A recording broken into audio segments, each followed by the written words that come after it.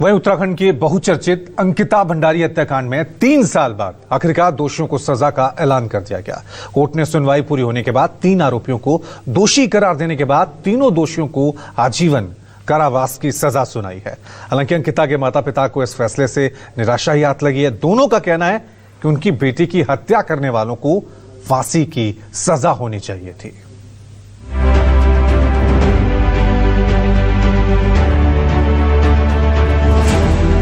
देवभूमि की बेटी अंकिता को मिला इंसाफ। उत्तराखंड में हुए बहुचर्चित अंकिता भंडारी हत्याकांड में आखिरकार न्याय की जीत हुई है। शुक्रवार को न्यायालय ने इस मामले में तीनों दोषियों पुलकित आर्य, सौरभ भास्कर और अंकित गुप्ता को सख्त आजीवन कठोर कारावास की सजा सुनाई है। इस फैसले ने न केवल अंकिता के परिवार को बड़ी राहत दी है, बल्कि पूरे प्रदेश की जनता में ये भरोसा भी मजबूत किया है कि कानून और सरकार न्याय दिलाने में पूरी तरह सक्षम है। हम एक नजीर बनाना चाहते हैं कि उत्तराखंड के अंदर हमारी बेटियां सब बिल्कुल निस्वार्थ होकर, निश्चिंत होकर, बिल्कुल निर्भय होकर, जिनमें कोई भय न हो, इस प्रकार से स्वच्छंद रूप से अपना काम करें।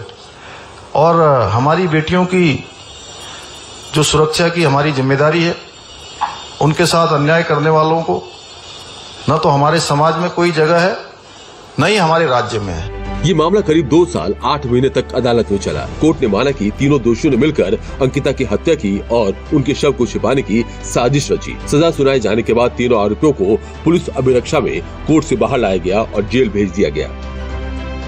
इसमें तीनों अभियुक्तों को आजीवन कारावास हो गई है। 302 में कन्विक्ट हो गए हैं और 201 में आजीवन कारावास और 50,000 रुपये जुर्माना न देने की उसमें 1 वर्ष का अतिरिक्त साधारण कारावास और आजीवन कारावास कठोर कारावास होगा।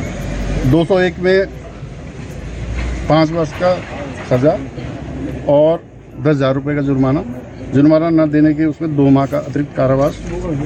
हालांकि पीड़ित परिवार कोर्ट के फैसले से संतुष्ट नहीं है। अंकिता के पिता वीरेंद्र भंडारी ने कहा कि उन्हें उम्मीद थी कि दोषियों को फांसी की सजा मिलेगी। उन्होंने कहा कि वो इस फैसले को हाई कोर्ट में चुनौती देंगे और दोषियों को फांसी दिलवाने की पूरी कोशिश करेंगे। संतुष्ट नहीं है, क्योंकि जिस तरीके से इन्होंने मेरी निर्दोष लड़की को मारा है, तो मैं तो शुरू से कहना चाहता हूँ, कह रहा था कि भाई मौत के बदले मौत। तो हम हमारे जीते जी इनको तो फांसी की सजा होनी चाहिए थी, क्योंकि हम आज हैं तो कल नहीं है। लेकिन हम चाहते थे कि भाई हमारे सामने इनको जो है फांसी की सजा होनी चाहिए थी। इससे संतुष्ट नहीं हूँ, क्योंकि मैं भी इन्हें ऐसे देखना चाहती हूँ अपने आंखों के सामने, जिस तरह से इन्होंने हमारी जिंदगी मौत से बेहतर बना दी है। मैं नहीं चाहती थी जिस तरह से उन्होंने मेरी बेटी के साथ किया, किसी अन्य बेटी के साथ वो ऐसा करे। इन्हें फांसी की सजा होनी चाहिए थी। मैं संतुष्ट नहीं हूँ। मैं जब तक इनको फांसी के फंदे पर नहीं देखूंगी, मैं संतुष्ट नहीं हूँ। वहीं कोर्ट के इस फैसले पर प्रदेश सरकार ने खुशी जाहिर की। आइए आपको बताते हैं अंकिता हत्याकांड में कब और क्या हुआ। 18 सितंबर 2022 को ऋषिकेश के वनतारा रिजॉर्ट से लापता हुई थी अंकिता। 24 सितंबर 2022 को अंकिता भंडारी का चिला नहर से शव बरामद हुआ।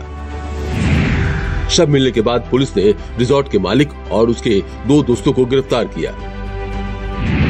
पुलिस ने तीनों आरोपियों पर आईपीसी की धारा 302, 201, 354A और 3AD में मुकदमा दर्ज किया।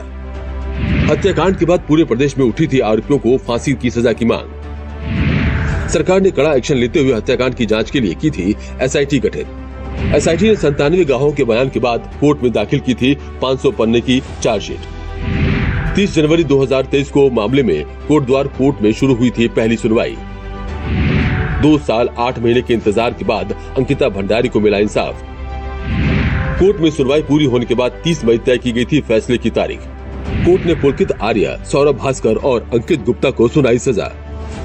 अंकिता भंडारी हत्या मामले में एसआईटी की तरफ से जांच के बाद 500 पेज की चार्जशीट कोर्ट में फाइल की गई थी। इसमें 97 गवाहों को नामित किया गया था। अभियोजन पक्ष की ओर से इसमें से 97 गवाहों को कोर्ट में पेश किया गया। दोनों पक्षों की दलीलों को सुनने के बाद अदालत ने सभी तीनों आरोपियों को दोषी मानते हुए सजा सुनाई है। Bureau report, news 24।